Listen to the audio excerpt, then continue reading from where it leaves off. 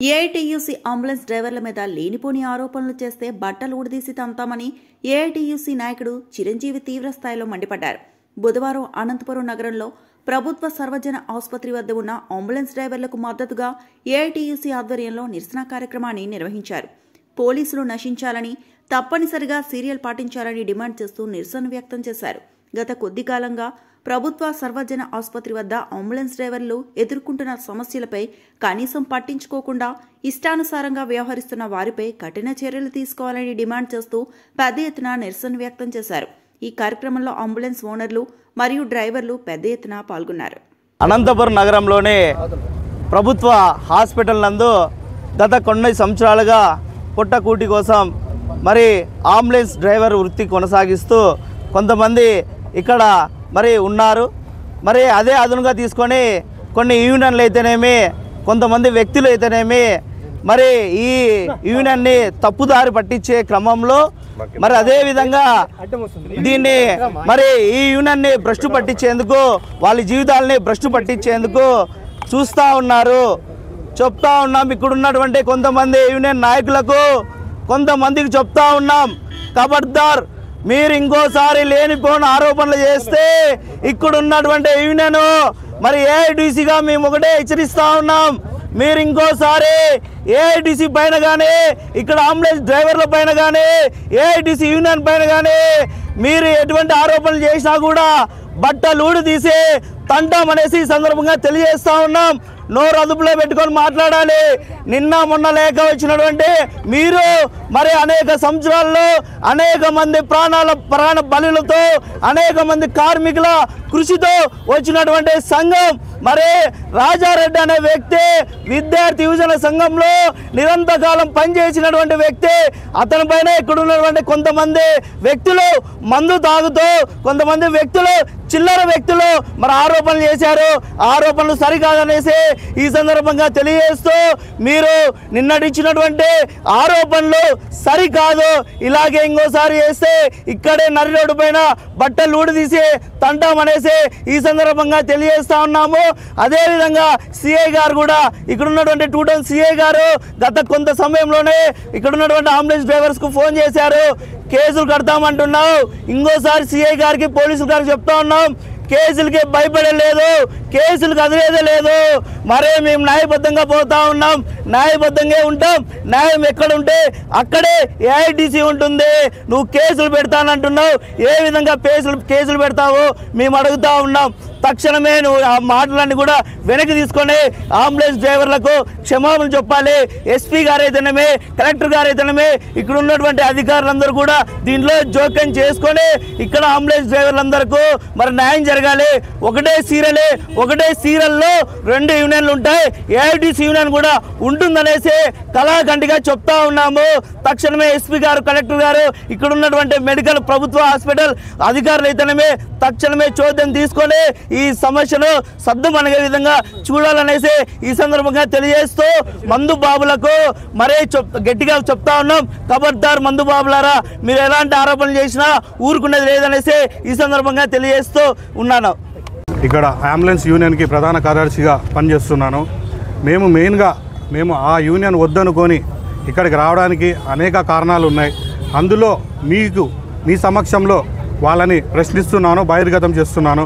మొదటగా రౌడీ షీటర్లు 16 మంది ఉన్నారంటున్నారు. 16 మంది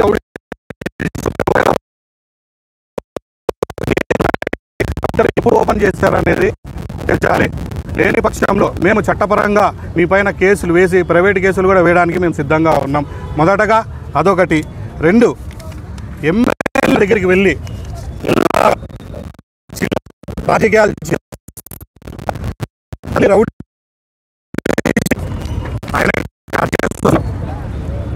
సాక్ష్యాలు ఇందులో మీడియా మిత్రులకు మేము తెలియజేస్తున్నాం.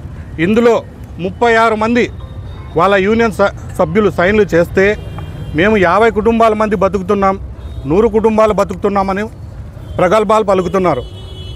అందులో ఎంతవరకు నిజం ఉన్నాయనేది 2 టౌన్ సిఐ గారే వాళ్ళని పిలిపించి మాట్లాడి మాకు న్యాయం చేయవలసిందిగా కోరుతున్నాం. అంతేకాకుండా మొన్న రాము అనే వ్యక్తి అలియాస్ ఆశారాజు ఆయనకి ఈ స్టాండ్కి ఏం సంబంధం ఉందో తెలియదు. గత 25 సంవత్సరాల కిందట ఆశా హాస్పిటల్ అనేది ఒకటి ఏర్పాటు జరిగింది. అందులో అంబులెన్స్ డ్రైవర్గా పనిచేశాడు. ఆయా హాస్పిటల్ దివాలా తీసిన తర్వాత అక్కడి నుంచి పాకులాడుకుంటూ అమరావతి చెంతన చేరాడు. అక్కడ కొంతమందికి డబ్బులు ఇచ్చి అంబులెన్సులు పర్మిషన్ తెచ్చుకొని అగ్రిమెంట్ చేసుకొని అక్కడ ఆయన బండ్లు నడుపుకుంటున్నాడు. సరిపోయింది. ఇక్కడ మున్సిపల్ కమిషనర్ గారు ట్రాఫిక్ అంతరాయం కలుగుతుందని చెప్పి ఇక్కడున్న అంబులెన్సులు అమరావతి దగ్గర పెట్టుకోండి అని సార్ చెప్తే ఇక్కడున్న బండ్లు తీసుకెళ్ళి అక్కడ పెడితే మా పైన కేసులు పెట్టడానికి వెళ్ళారు.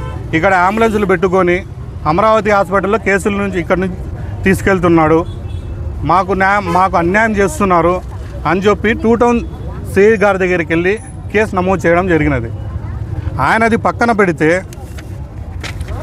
ఒక లీడర్ కుండా రాజేష్ అనే వ్యక్తి ఆయన లోపల నుంచి ఎమ్మెల్యేలకు కమిషన్లు ఇచ్చి ఆటోల్లో కేసులు షిఫ్ట్ చేసుకొని బస్టాండుల్లో ఇలా ఆటోల్లోంచి ఆయన అంబులెన్సుల్లోకి తరలించుకొని ఎక్కువ మొత్తంలో డబ్బులు అందుకుంటున్నాడు. ఇది ఏమని ప్రశ్నిస్తే నీకు చేతైతే నువ్వు చేసుకో, నావి ఎవరు ఏం పెరగలేరు, మా యూనిటీ దృఢంగా ఉంది, మాకు పోలీస్ డిపార్ట్మెంట్ వారి అండదండలు ఉన్నాయి అని ఆయన అంటాడు. అన్నా మా డిమాండ్ ఏం లేదన్నా. సీరియల్ మొదటగా స్టార్ట్ చేసినప్పుడు సీరియల్లో ఒకే బండే ఉండాలి, ఓనర్కి ఒకటే బండే ఉండాలి అనేది సిద్ధాంతంతో ముందుకు వచ్చారో వాళ్ళ వెనకలు వెళ్ళాము. కొద్ది రోజులు గడిచిన తర్వాత పార్టీలో ఉన్న వాళ్ళకి సంబంధం లేకుండా, యూనియన్కి సంబంధం లేకుండా ఉన్న నాయకుల్ని తీసుకొని వచ్చుకొని డ్రైవర్లు, టెంపరవరీ డ్రైవర్ల పేరు మీద వాళ్ళకు ఉన్న అడిషనల్గా ఉన్న బండ్లని వాళ్ళ పేరు మీదకి ట్రాన్స్ఫర్ చేయించి సీరియల్లో 2వ బండి మెయింటైన్ చేస్తున్నారు. ఇంతకుముందు 45 బండ్లు ఉంటే ఇప్పుడు దాదాపు 58 బండ్లు అయినాయి. ఎలా అయ్యాయి? వీళ్ళు ఒక రూల్ పెట్టారు. యూనియన్ పెట్టిన తర్వాత 3 సంవత్సరాలుగా డ్రైవర్ పనిచేసిన వ్యక్తే ఇక్కడ కొత్త బండ్లు తీసుకొని వచ్చి పెట్టాలి అనేది ఒక రూల్, నియమ నిబంధనలు పెట్టారు. యూనియన్ స్టార్ట్ చేస్తే 3 సంవత్సరాలు కాలేదు. 3 సంవత్సరాల లోపల అడిషనల్గా 8 బండ్లు ఎలా వచ్చాయని ప్రశ్నిస్తే మీకు చేత అయితే మీరు తెచ్చి పెట్టుకోండి లక్షలు అన్నయ్య. మా డిమాండ్ ఏం లేదు, ఒకటే చెప్తున్నాం. వాళ్ళు చేసే అరాచకాలు మేము భరించలేకపోతున్నాం. వాళ్ళు మా పొట్ట కొట్టుతున్నారు. మేము సపరేట్గా మా యూనియన్ ఒకటి నడుపుకుంటున్నాం. గత వారం రోజుల కిందట సిఐ సార్ గారు వాళ్ళకి తోడ్పడి ఇక్కడ ఇది వెనకల ఉన్న స్థలంలో మా బండ్లు పెట్టుకుంటే సిఐ సార్ గారు కాల్ చేసి మమ్మల్ని ఏదో విధంగా మాట్లాడి బండ్లు ఇక్కడి నుంచి తీపిచ్చాడు. వారం రోజుల నుంచి మేము ఒక బండి కూడా నడపడం లేదు. మాకు జీవనోపాధారం ఎలాగా? సిఐ సార్ గారు చెప్తారా, ఎస్ఐ సార్ గారు చెప్తారా, లేదంటే పోలీస్ డిపార్ట్మెంట్ వారు ఎవరన్నా చెప్తారా? మాకు ఎవరు న్యాయం చేస్తారనేది మాకు తెలపాలి. దాదాపు అంటే ఒక 20 ఏళ్ళ నుండి అంబులెన్సులు నడుస్తూ ఉన్నాయి. కానీ ఇప్పుడు 2 ఏళ్ళ నుండినే సీరియల్ నడుస్తూ ఉంది. ఈ సీరియల్లో మేము ఫస్ట్ సీరియల్ కావాలని పోయిన తర్వాత కొంతమంది దాన్ని ఫస్ట్లో ఒక బండి చేద్దామని చెప్పి 2 నెలలు టైం తీసుకొని వాళ్ళ ఆ 2 నెలల టైంలోనే ఇంకో వాళ్ళ డ్రైవర్ల పేరు మీద వాళ్ళ పేరు మీద బండ్లు పెట్టుకొని ఒక్కొక్క బండే పెట్టాలని చెప్పేసి ఇంతకుముందు చెప్పారు. ఫస్ట్ సీరియల్ స్టార్ట్ చేసినప్పుడు అదే విషయం చెప్పారు మాకు. ఒక బండి చేద్దాము, 2 నెలలు టైం ఏంటి, 3 నెలలు టైం ఏంటి చెప్పి 6 నెలల టైం ఇట్లా టైం పొడిగించుకుంటూ వచ్చారు. దాన్ని అంటే రోజులు మారే కొద్దీ నాంచుతూ వచ్చి దాని తర్వాత వాళ్ళు ఏం చేసుకున్నారు, వాళ్ళ డ్రైవర్ల పేరు మీద బయట ఒక బండి లోపల ఒక బండి పెట్టుకొని తిప్పుకుంటూ ఉన్నారు. ఇప్పుడు చేస్తూ ఉండేది ఏమంటే డబ్బులు ఉండేటోటే బతకల్లా, డబ్బులు లేనోడు బతకూడదు అనే కాన్సెప్ట్ గవర్నమెంట్ హాస్పిటల్ ముందర ఉంది.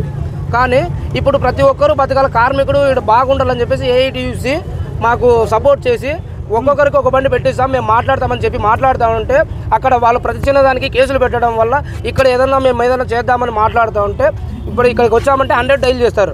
100 డైల్ చేసి కంప్లైంట్ చేసి పోలీసులు పంపిస్తారు మా మీదకి. అంటే ఇక్కడ 12 మంది 13 మంది రౌడీ షీటర్లు ఉన్నారు కదా, 12 మంది 13 రౌడీ షీటర్లు అనే వాళ్ళు సైన్ చేశారు. ఇందుకు ముందుగా ఇప్పుడు చూపించాడు అన్న, ప్రతి ఒక్కరు సైన్ చేశారు. ఆ సైన్ చేసిన వాళ్ళు ప్రతి ఒక్కరు మాకు పైన సమాధానం చెప్పాలి. ఇప్పుడు ఎందుకనంటే మేము ఎక్కడ రౌడీ షీటర్ ఓపెన్ చేశారో మాకు కానీ తెలియదు. అది మా పైన మాకు రౌడీ షీటర్లు ఓపెన్ చేశారనే విషయం మాకే తెలియదు. వాళ్ళకి తెలిసినప్పుడు వాళ్ళు మా పైన ఇప్పుడు రుజువు చేసిన తర్వాత వాళ్ళు మాకు నిరూపించాలి. ప్రధాన డిమాండ్ మేమేం లేదు, మాకు సిఐటీయూతో మాకు సంబంధం లేదు, మాకు ఏఐటీయూతోనే సంబంధము, మేము ఏఐటీయూతోనే ఉంటాము. మా సీరియల్ మాకు కావాల్సిందే, మేము సపరేట్గా పెట్టుకొని మేము బతుకుతాము. వాళ్ళ సీరియల్లో వాళ్ళు ఉండమని చెప్పండి, మా సీరియల్లో మాకు కావాల్సింది అంతే. మాకు మెయిన్ కావాల్సింది అదొకటే.